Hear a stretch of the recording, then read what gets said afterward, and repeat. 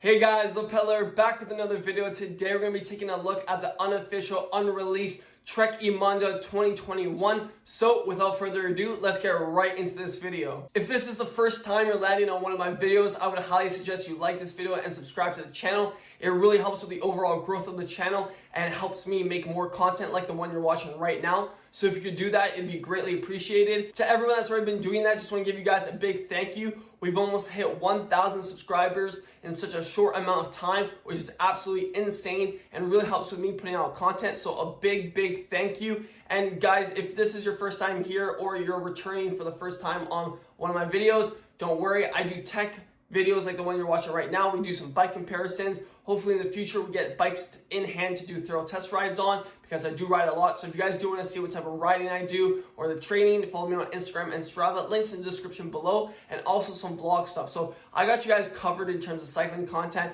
And enough of the chit chat. Let's see this unreleased, unofficial 2021 Trek Emonda. So the reason why I was so excited to make this video in the first place was because when I did one of my comparisons between the TCR 2021 and a Trek Emonda 2020, people in the comment section were quick to point out that the Trek Emonda, to be fair, has not had their proper redesign like a lot of bike companies have been doing with their all-around or light climbing bikes. So I thought it was only fair that I would check out the internet to see what unofficial leaked information there is on the Trek Emonda 2021. And what I was able to find was pretty astonishing and pretty good in my opinion. If you guys clicked on the video to see the Trek Emonda, this is what it looks like for 2021, or at least that's what it should look like. Now, I think it's an amazing redesign compared to what we have right now in 2020. And this is pretty much official because you can see there's a UCI sticker right here. And what that means is that each bike frame has to be approved by the UCI, which is the governing body for pro cycling, because all these frames have to be fair in terms of competition.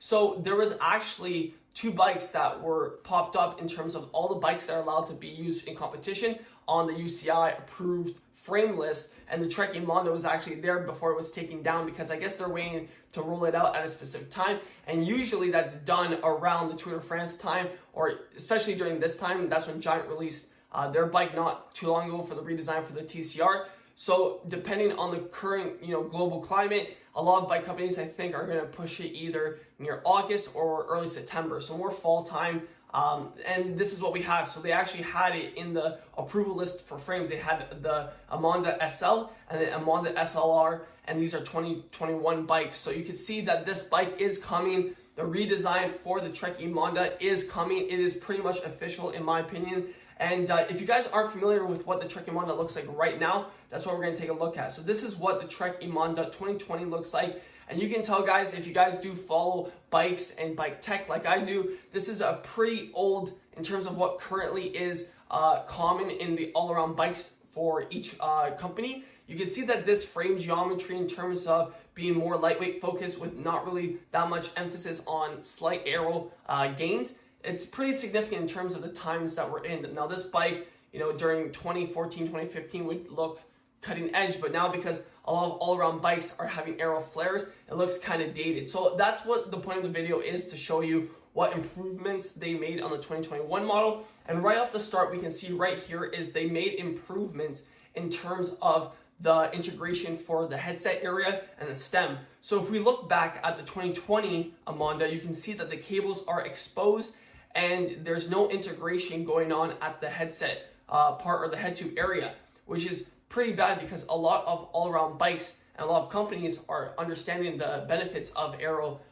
performance, and just the slight hiding of cables and stuff can make a significant difference in terms of aero benefits. So that's why on the 2021 model you can see that the cables in terms of, well, this is ETAP, so you don't have to worry about any cables, it's a wireless group set, but in terms of the brake hoses, it goes through the headset, the head tube area, which is really nice to see. Now in terms of integration, I'm a huge fan. I think it makes the bike look a lot cleaner. If we're comparing this Trek to this Trek, I think the 2020 version does not look as clean and as nice as the 2021 model. And on top of that, the 2021 model is more aerodynamic than the 2020 model. So not only it looks better, but it should technically perform better.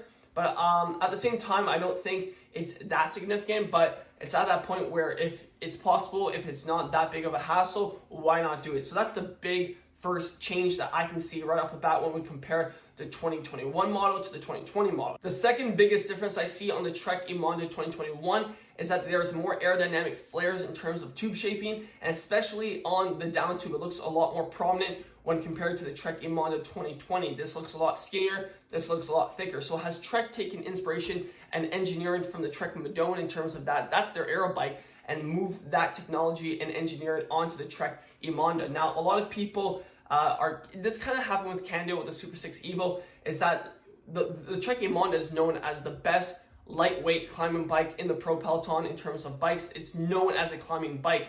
But I think through testing and through the trends of all the bike companies is that if you don't have a really solid all-around bike, especially with the prominence of aerodynamics, if your bike climbs super well, but in terms of the pros, because these bikes are used primarily they're designed for pros to race on. It's an advertising for, that's why bike companies, slap their logo on, because they want their bikes to be advertised at the pro scene. So these bikes need to perform and win. That's like the main point of having bikes and sponsor teams, is that you want the person on your bike to win. So even though I'm saying this because even though the Trek Emonda is known as a climbing bike, if the races that these bikes have to be ridden on are, not only climbing, but also there's flat, descending, and aerodynamics can play a big role into helping someone win that, especially when other bike companies are on all-around bikes now, not just dedicated climbing bikes, all-around bikes that have aero flares and aero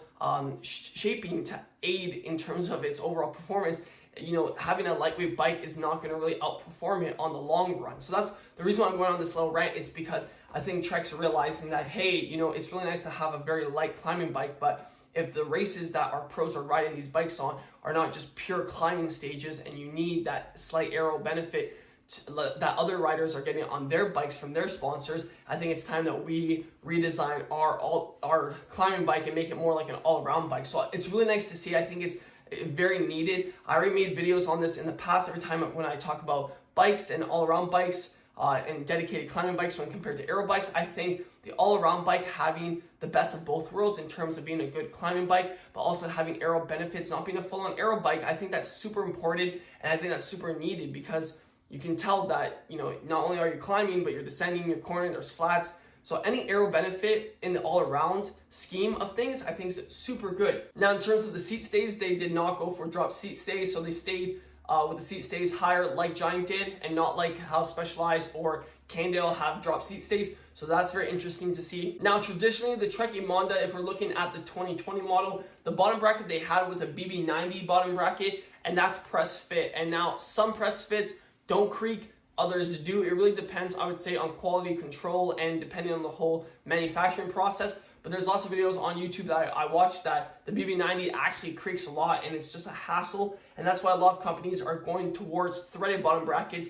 Even if it might be a little bit heavier, you won't have the maintenance problem, and you won't have the installation problem, and you won't have the creaking problem, which, trust me, is annoying. So they're going for a T47 threaded bottom bracket, which it seems like they did this for the updated Domani as well. So even though the Trek Emonda is supposed to be lightweight, supposed to be the all-around bike, supposed to be the climbing bike, having a slightly heavier bottom bracket is not the end of the world, especially if the pros, can add weight. These bikes at the pro level are light enough where they actually have to add weight. So for the normal rider, a slightly heavier bottom bracket is not going to be the end of the world. Trust me, we can always lose a little bit of weight on ourselves. So don't worry about a heavier bottom bracket. Now, a question was posed, is that will the Trek Emonda 2021 have an ISO-speed decoupler? And from what I can tell, no. On the back, it doesn't have one, and at the front, it shouldn't have one as well. I'm not 100% sure in terms of the front, but if we're looking at the Trek Emonda 2020, it doesn't have one at the rear or the front. So I think in terms of performance and how the bike's already been constructed, I don't think they're going to add that, especially because they have other bikes in their lineup that have that and that are known for that. So I think they're just going to keep this standard,